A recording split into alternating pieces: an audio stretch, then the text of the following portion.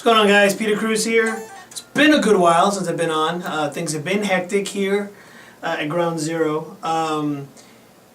Just wanted to give you some updates on what's been going on and for my absences, so to speak. Just been real busy around the house with with the wife and kids, projects galore, stuff for school for the kids and everything. I've been working on writing the CD as well, the Atlantis Suite, and got to a point where really I wasn't liking what I was hearing or what I was playing. So I decided to scrap it, and I think I'm going to try in a different methodology, for lack of a better term, as far as actually writing the material. I think I was focused in on a particular vision or whichever, had the blinders on, and I just wanted to work in a particular fashion, and it really wasn't producing what I wanted ultimately for the project. So what I've decided to do is scrap what I've got, because it wasn't going to work for me anyway. So I'm going to scrap what I've got so far, and I'm going to start with a brand new slate. Still going to be the Atlantis Suite, and that's still going to work out just fine. But I'm going to be a lot more different, I guess, in my approach in writing the material. Doing this by myself, I'm not jamming with a drummer or with a bass player or keyboard player or anything. It's me, myself, and I. And I'm trying to make do with notation sheets and my DAW for for sequencing stuff and whatnot. So I'm going to try a different workflow method because apparently what I've been using before wasn't jiving or wasn't working, wasn't giving me the energy I was looking for. So I'm going to start over. So we're kind of looking at pushing everything back some. But that being said, I'm still very optimistic. It's going to be a really great great CD. Also, I've got some new gear stuff going on. This here is my backup guitar, essentially. This is my Carvin V220C. The first Carvin I bought, which led me then to buy my Custom Shop one, which is my main one, the green one you see in most of my videos. But this one here, I've had it redone to where I've got a Seymour Duncan, and I'm a Seymour Duncan whore, so bear with me. I've got a Seymour Duncan Invader in the bridge, and I've got a Seymour Duncan, get this, Screamin' Demon, which is a bridge pickup. I put it in the neck position. This bad boy here is so hot, I figured, why not put another bridge pickup in for the neck position? And it works extremely well. The Screamin' Demon's not really a super hot pickup, it's actually kind of a moderate output. But for lead and so forth, it's got a lot of that PAF character. It's got a lot of great harmonics. It's a lot of clarity, a little bit of growl, and it's got a bit of cut too. So all in all, it really works out well as a neck pickup. And I'm tempted to put one in my other Carvin, the green one, which is my ST300. But it's a swamp ash body. It's a real bright sounding guitar. And I'm actually in the process of redoing the pickups on that one as well. But I'm still researching what I want to put in the neck. For that guitar, I've actually ordered a Custom Shop Seymour Duncan. Just ordered it last week. So she, I talked to MJ herself, and she told me to expect about 4 to 6 weeks on the turnaround for the pickup. So you can fully expect a before and an after video on that guitar, which is this one right here. Right now I've got in there a DiMarzio Evolution. Let's try that again. DiMarzio cut.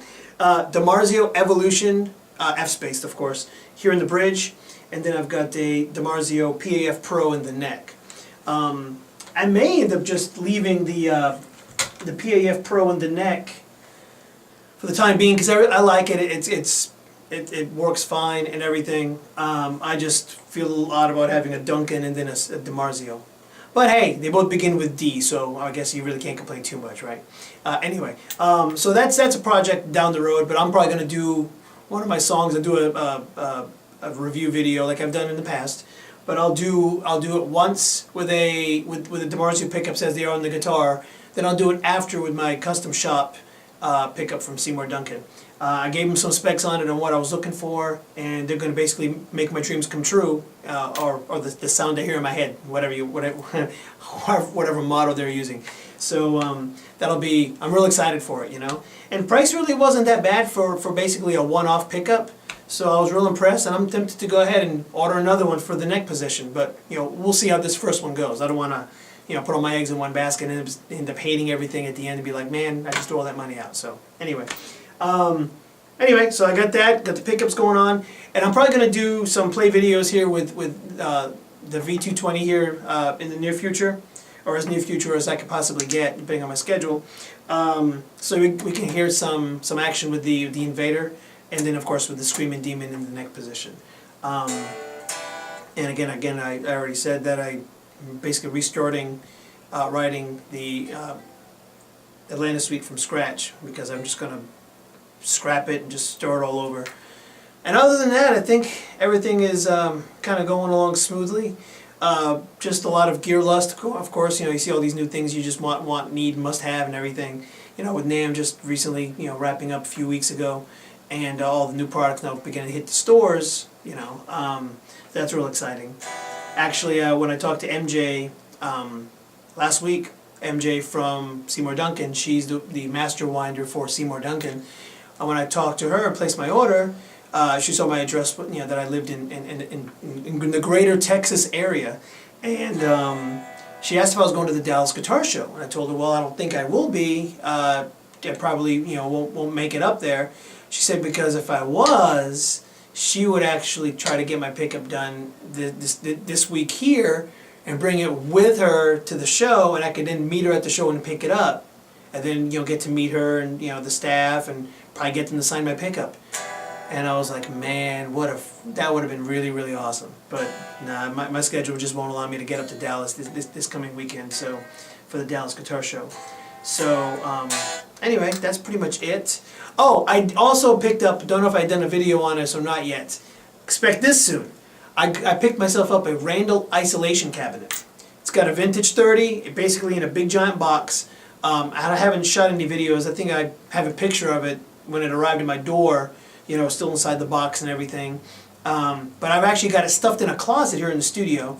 And I mean, when I go to use it, I just basically plug in my amp. You know, run like I think I have a 12-foot lead or something out of the back of the amp into the back of the IsoCab through the door. I just tuck it under the door. And then the same thing with an XLR from my Focusrite recording interface into the back of the IsoCab, and then just turn the amp up, you know. And you got to play with the mic placement and so forth on the IsoCab. But man, it sounds really, really cool, you know. And being able to sit there and open up your amp practically full volume. And I will caution you though, IsoCab is great. It's got a 60 watt capacity, although they have a misprint and have it listed as 30 on the box, on the back of the isolation cabinet. But it's actually a 60 watt speaker. It's a vintage 30, a Celestion vintage 30. But I'm running either a Tubemeister 18 or a Orange Dark Terror. I mean, top wattage I'm looking at is 18. I have no fears of blowing the speaker. But if you're running like a 100 watt Marshall head, or a Crank, or a Soldano, or a Mesa Boogie dual rectifier, you know, be warned. It's a 60 watt maximum capacity on the speaker.